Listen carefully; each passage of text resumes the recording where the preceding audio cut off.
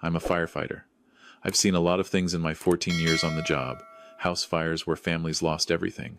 Car accidents that changed lives in seconds. Medical emergencies where every second counted. But nothing, and I mean nothing, prepared me for the call I got from my daughter on a cold February evening in 2024. "Daddy?" Her voice was so small, so broken. "Can you come get me? Please?" My daughter Lily was 7 years old. She was staying at my in-laws' house in Richmond Hill, just outside Toronto. It was supposed to be a normal weekend visit while I worked a double shift at the station. My wife Rachel had dropped her off Friday afternoon, and I was supposed to pick her up Sunday evening. This was Saturday night, 9:47 p.m. "What's wrong, sweetheart? Are you okay?" There was a long pause. I could hear her breathing, quick and shallow. Then she whispered, "Grandpa says I'm a liar. He says I have to stand in the corner until I tell the truth. But Daddy, I'm not lying. I promise I'm not lying." My blood went cold. "Put your mother on the phone, now." "She's not here. She went home. It's just me and Grandpa and Grandma and Aunt Jennifer and Uncle Mark and the cousins." Rachel had left. She'd dropped our daughter off and left her there alone with her family, without me. "Lily, listen to me carefully. What happened? Why does Grandpa think you're lying?" Another pause. Then, so quietly, I almost missed it. I knocked over his coffee. On his computer, he asked who did it. I said it was me. I said I was sorry.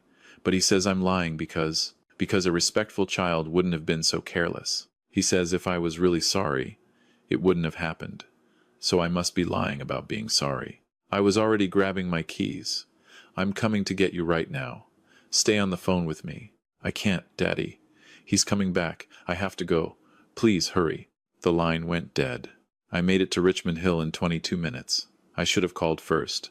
Should have tried Rachel's number. But all I could think about was my daughter's voice, small and scared, and the sick feeling in my gut that something was very, very wrong. When I rang the doorbell, it took almost 3 minutes for someone to answer. 3 minutes where I stood on that porch, my firefighter instincts screaming that something was wrong. The house was too quiet, too still. My father-in-law, Richard Chen, finally opened the door.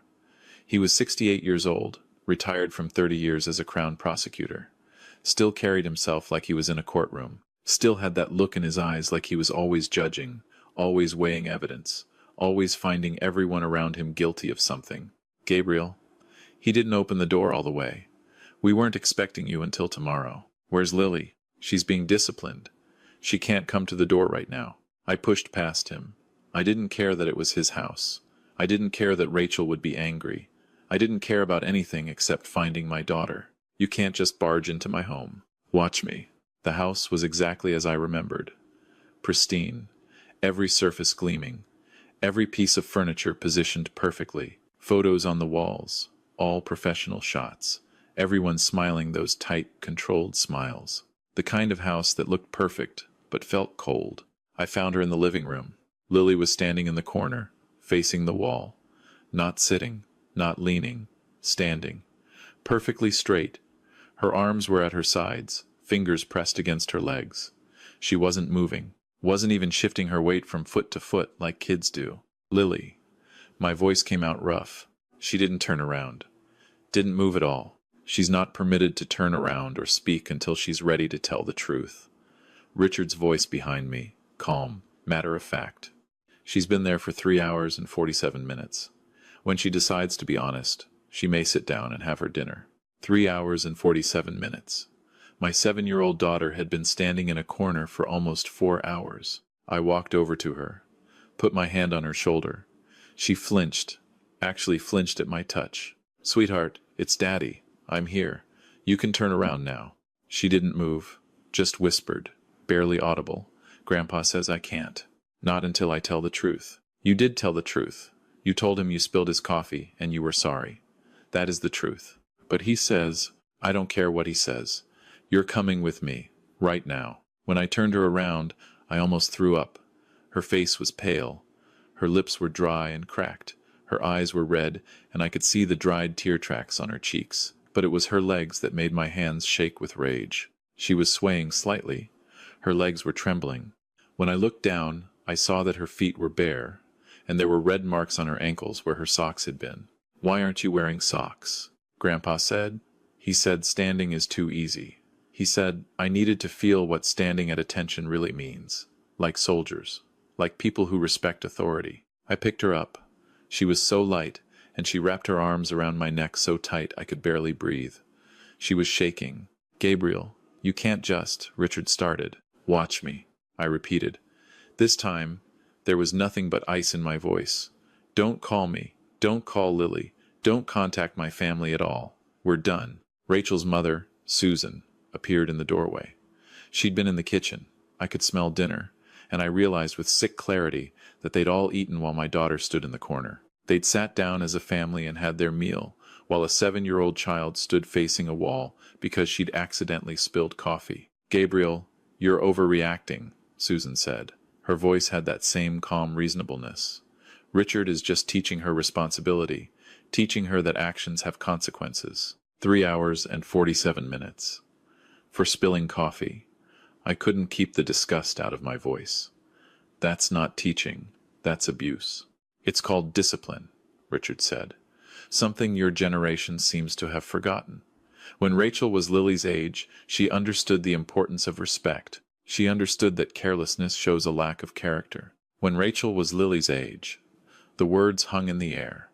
I looked at Susan, really looked at her, saw the way she wouldn't meet my eyes, saw the tension in her shoulders, saw the way her hands were clasped together, knuckles white. "How long did you make Rachel stand in corners?" I asked quietly. Silence. "How many hours? How many times? Was it just corners, or was there more?" "That's none of your business," Richard said. "How I raised my children is between me and them. It became my business the second you decided to do it to my daughter. I carried Lily out of that house.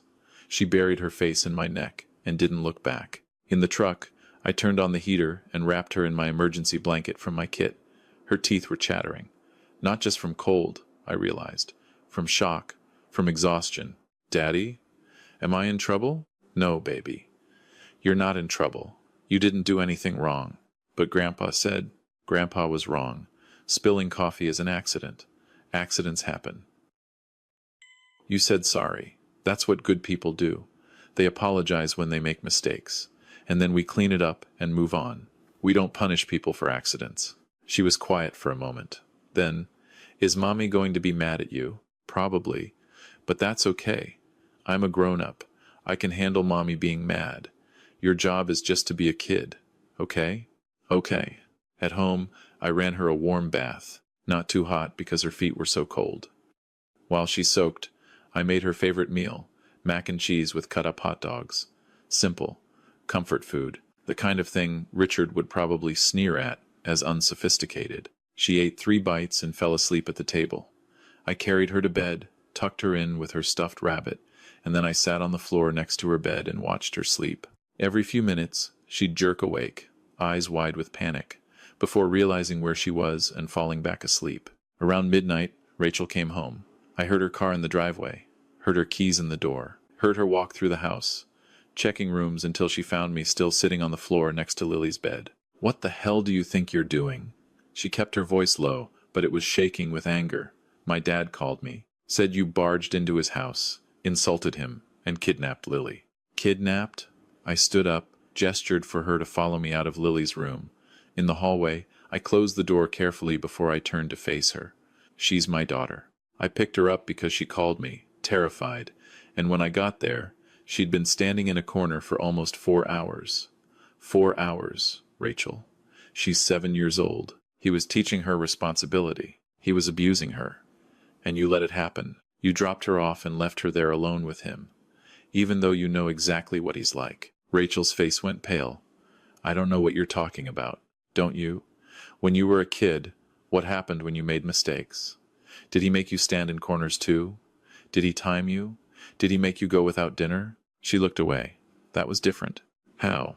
"He was preparing us for the real world, teaching us that actions have consequences, that we needed to be better, to try harder, to not be so careless." "You were a child, Rachel. Children are supposed to be careless sometimes. They're supposed to spill things, and break things, and make mistakes. That's how they learn. and they learn faster when there are consequences. I looked at my wife, really looked at her, and realized something I'd been avoiding for years. This wasn't the first time. This wasn't even the 10th time. This had been happening since Lily was born, slowly, gradually, bit by bit. The constant corrections. Lily, we don't hold our fork that way. Lily, sit up straighter. Lily, you're 7 now. You should know better. The way Rachel always took her father's side when there were disagreements. The way she'd tell me I was being too soft, too lenient, that I was spoiling our daughter. The way Lily had started apologizing for everything. For breathing too loud. For asking questions. For existing in a way that wasn't perfect. When did you last take her to your parents' house when I wasn't there? I asked. What? When, Rachel? When was the last time? She hesitated. I don't know. A few times. Sundays when you're on shift. Some afternoons after school. Why does it matter? What happens when she's there? Nothing. They spend time together. That's what grandparents do. Rachel, look at me. I waited until she met my eyes. What happens? When she's there. Something cracked in her expression. For just a second, I saw fear, real fear. I need you to tell me the truth, I said quietly. Has your father been disciplining Lily this way before? The corners, the standing, the withholding food? Silence. Rachel, it's not withholding food, she said finally. It's delayed meals. He doesn't believe in letting children eat whenever they want. He thinks they need to earn it, need to show they appreciate it, show they have manners and respect. My hands were shaking. How long has this been going on? Since she was 4, maybe 5. But Gabriel, it's working, don't you see? She's so much more polite now. She doesn't throw tantrums. She listens. She follows rules. She flinches when I touch her, Rachel. Our daughter flinches when her father touches her because she's afraid she's done something wrong. That's not politeness. That's fear. Rachel wrapped her arms around herself. You don't understand. You didn't grow up the way I did. You don't know what it's like to need to be perfect all the time because anything less isn't good enough. To know that love is conditional, that you have to earn it. That's exactly what I'm afraid of. That's exactly what I don't want for Lily. My father loves her. He just wants her to be her best self. No, Rachel. He wants her to be what he thinks she should be. And there's a difference. She was crying now. What do you want me to do? He's my father. I can't just cut him out of our lives. I'm not asking you to cut him out. I'm telling you that Lily is never going back to that house unsupervised. And if your father wants to see her, it's going to be here, on our terms, with one of us present at all times. No more weekend visits. No more afternoons. No more discipline. He won't agree to that. Then he doesn't see her. Rachel looked at me like I'd slapped her. You can't do that. Watch me. The next morning, I called in sick to work. First time in 6 years. I sat with Lily while she ate breakfast. She was quiet, picking at her toast. Finally, she looked up at me. Daddy, did I get you and Mommy in a fight? No, sweetheart, you didn't do anything. Mommy and I are having a discussion about some grown-up things. About Grandpa. Yes. Is Grandpa going to be mad at me? I knelt down next to her chair. Lily, I need you to understand something very important. Grandpa being mad is not your responsibility. You are a child. Your job is to be a kid, to play and learn and make mistakes and grow.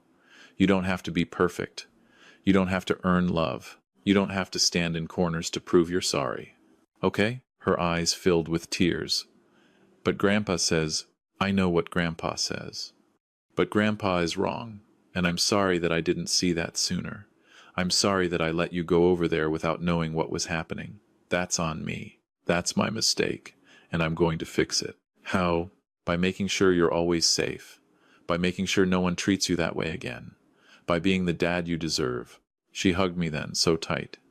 And she whispered, I love you, Daddy. I love you too, baby. So much. More than you'll ever know. Rachel and I fought for 3 days straight. Not screaming matches. Those would have upset Lily. But long, tense conversations after Lily went to bed. Arguments about boundaries and discipline and what was normal and what was abuse. On the 3rd night, I told her, I'm filing for custody if this doesn't change. She stared at me. You wouldn't. I would. I will. Because I'm not watching our daughter turn into a terrified, people-pleasing shell of a person who thinks she has to earn the right to exist. That's not what's happening. It is, Rachel, look at her. Really look at her. When was the last time you saw her laugh? Not a polite little smile, a real laugh. When was the last time she asked us to play with her? When was the last time she was just a kid? Rachel was crying again. I don't know. I do. It was before she started spending time alone with your parents. Before your dad started his discipline routines. Before she learned that making mistakes meant punishment instead of learning. What do you want from me? I want you to choose. Your daughter or your father. Because you can't have both. Not like this. Not anymore. She left that night. Went to her parents' house. I didn't stop her. Part of me thought she might not come back. But she did. 3 days later.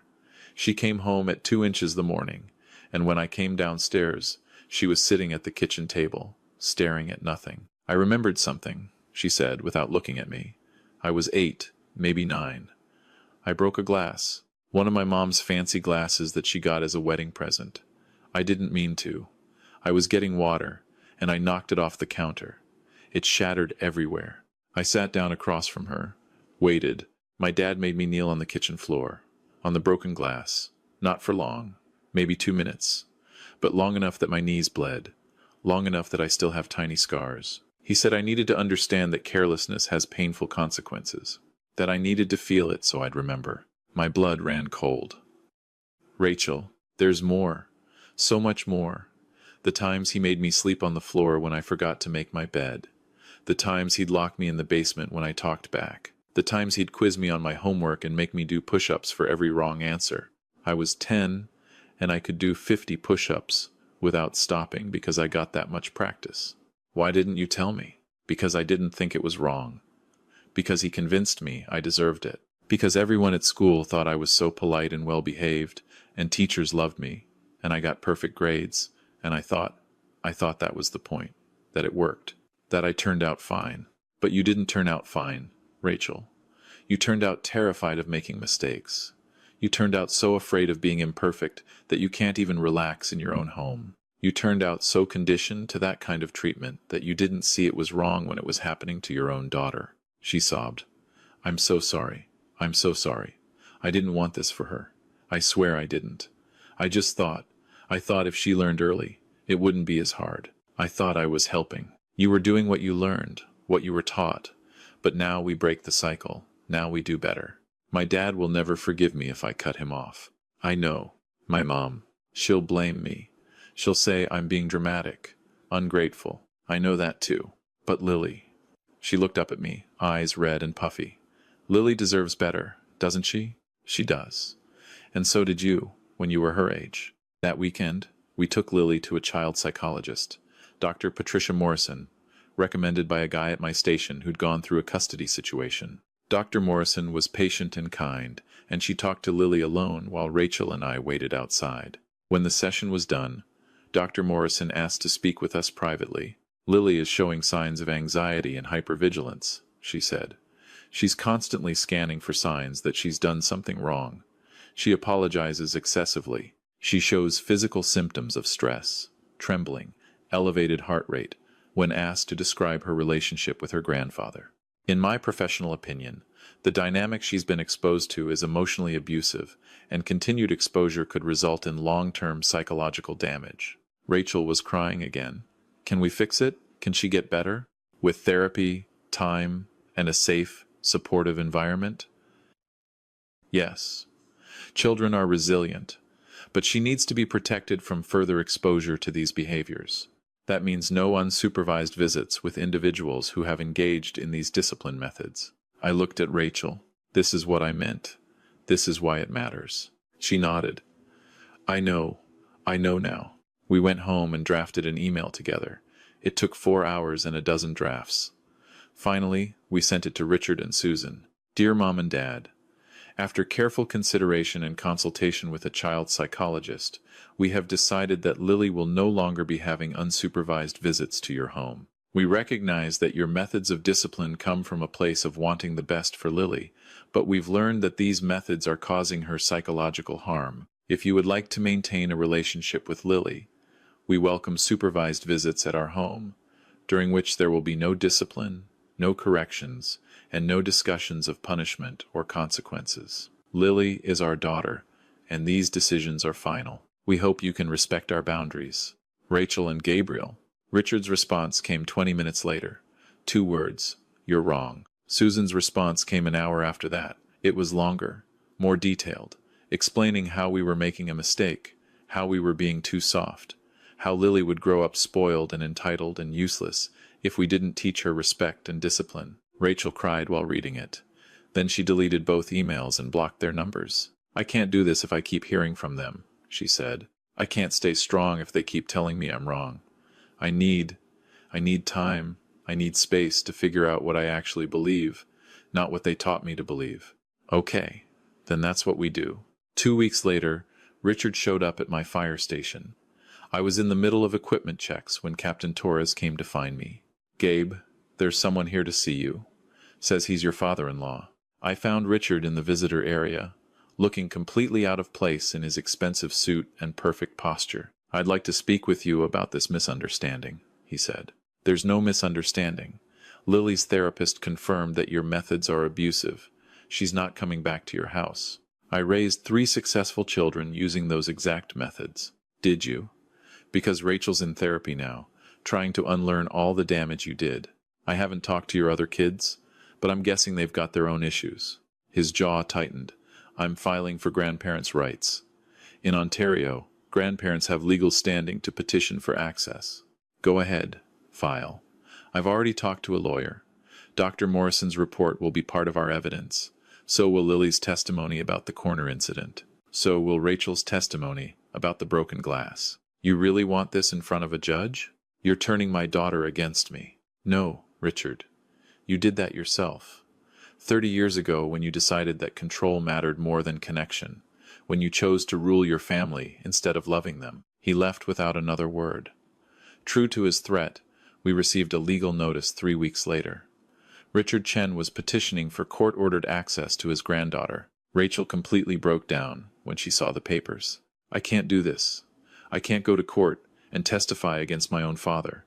I can't." "Then don't. I will. And Dr. Morrison will. And our lawyer says we have a strong case. But he's going to make me look like a bad mother. He's going to say I'm unstable and that I'm being manipulated by you. He's going to bring up every mistake I've ever made. Let him try. We have the truth on our side. We have Lily on our side. We have professionals on our side. He has nothing but his ego and his need for control." The court date was set for June, 2 months away. In those 2 months, Rachel started intensive therapy twice a week. Lily continued her sessions with Dr. Morrison. I went to a few sessions too, learning about how to support them both, how to recognize signs of trauma, how to build a healthy family dynamic. Lily started smiling again, real smiles, started asking to go to the park, started bringing home artwork from school that was messy and colorful and imperfect and beautiful. One night, she knocked over her milk at dinner. The whole glass, all over the table. Rachel and I both froze, watching her face, waiting to see how she'd react. She looked at the spill, then at us. Then she said, "Oops, sorry, that was an accident." "Accidents happen," I said. "Let's clean it up together." We got paper towels and wiped up the milk, and then we finished dinner. No corners, no standing, no punishment. Just a spill, cleaned up, and moved on from. After Lily went to bed, Rachel hugged me and cried. "That's how it's supposed to be, isn't it? That's what normal looks like. That's what love looks like." The court hearing was brutal. Richard showed up with an expensive lawyer and a prepared case painting Rachel as an unfit mother who'd been manipulated by her controlling husband. He claimed that he'd only ever used appropriate discipline and that we were exaggerating normal parenting for dramatic effect. But then Dr. Morrison testified. She presented her findings, explained the signs of emotional abuse, described Lily's anxiety symptoms and their direct correlation to time spent with her grandfather. Then Rachel testified. She described the broken glass incident, the push-ups, the basement, the constant criticism, the impossible standards. "Why didn't you tell anyone?" Richard's lawyer asked. "If it was really so bad, why didn't you report it?" Rachel looked at her father. "Because he convinced me I deserved it. Because he made me believe that's what love looked like. because I was a child, and he was my father, and I didn't know any better. Then it was my turn. I described finding Lily in the corner, her trembling legs, her dry lips, her fear. "And you just took her?" the lawyer asked. "Without permission? I'm her father. I don't need permission to protect my child from abuse." The judge asked to speak with Lily privately. She was gone for 30 minutes. When she came back, she looked tired. The ruling came a week later. The judge denied Richard's petition for grandparents' rights. She noted that while grandparents' rights exist in Ontario, they're superseded by the best interests of the child. In this case, the evidence clearly showed that unsupervised access would be detrimental to Lily's well-being. Richard could request supervised visits through the court, but only if both parents agreed, and only with a supervisor approved by Lily's therapist. He never did. His ego wouldn't allow it. Couldn't accept that he'd have to be supervised like he was a danger to his own granddaughter. Susan called once. A few months later, Rachel answered. I could only hear one side of the conversation, but it was enough. "No, Mom, I'm not changing my mind. Because she's my daughter, and I'm protecting her. I know you think I'm being ungrateful. I know Dad did his best, but his best wasn't good enough. I'm sorry you don't understand, but this isn't up for discussion. I love you, but I love my daughter more." She hung up. "Block that number too. Are you okay?" I asked. "No," she said honestly, "but I will be. We will be." A year later, Lily turned 8. We threw her a birthday party at our house. Nothing fancy, just pizza and cake and games and her friends from school. She laughed so loud that day, played so hard she was exhausted by bedtime. When I tucked her in, she looked up at me. "Daddy, this was the best birthday ever. I'm so glad, sweetheart. Can I tell you a secret?" "Always." Sometimes I still have bad dreams about Grandpa's house. About the corner, about standing there and being so tired and scared. My heart broke a little. I'm so sorry that happened to you. But then I wake up, and I'm here. And I remember that you came and got me. That you didn't let them keep me there. And I feel safe again. You are safe. You'll always be safe with me and Mom. "I know," she yawned. "I love you, Daddy." "I love you too, baby. Sweet dreams." Now, 2 years later, Lily is 9. She's in therapy still, but only once a month now. The nightmares are rare. The hypervigilance is fading. She's learning to be a kid, learning that mistakes are okay, learning that love isn't something you earn, it's something you're given freely. Rachel is doing better too. She's learning to forgive herself for not seeing it sooner, learning to set boundaries, learning to trust her own instincts instead of the voice in her head that sounds like her father. We don't talk about Richard or Susan anymore. They're not part of our lives. Sometimes Rachel gets sad about it, mourns the relationship she wished she'd had with her parents. But she doesn't regret protecting Lily. Neither of us do. If you're reading this and you recognize something in this story, if your parents or in-laws use punishment that seems excessive, if your child is afraid of making mistakes, if you're not sure what's normal and what's not, please listen to that doubt. Please talk to someone, a therapist, a doctor, a trusted friend, because discipline should teach, not terrorize. Consequences should be age-appropriate and logical, not designed to break a child's spirit. Love should be unconditional, not something earned through perfect behavior. And if you were raised the way Rachel was, if you're struggling to figure out what's normal because your normal was warped by abuse, please know that it's never too late to break the cycle. It's never too late to choose differently. It's never too late to protect your children from the pain you experienced. You don't have to repeat the patterns that hurt you. You can do better. You can be better. And your children will thank you for it. Last week, Lily came home from school with a story she'd written for English class. It was about a princess who lived in a castle with very strict rules. The princess couldn't laugh too loud or play too hard or make any mistakes. But then one day, a dragon attacked the castle. And when the princess accidentally knocked over a vase while running to safety, she realized something. Surviving was more important than following rules. Being alive and messy was better than being perfect and terrified. At the end of the story, the princess left the castle and built a new home where mistakes were allowed and laughter was encouraged and love was given freely. The teacher gave her an A+, wrote on the top, "Beautiful message." Important story. Rachel and I hung it on the fridge. right next to Lily's messy, colorful paintings and her imperfect homework and all the other evidence that our daughter is becoming exactly what she should be, a happy, healthy, wonderfully imperfect kid. And that's more valuable than any amount of forced perfection could ever be.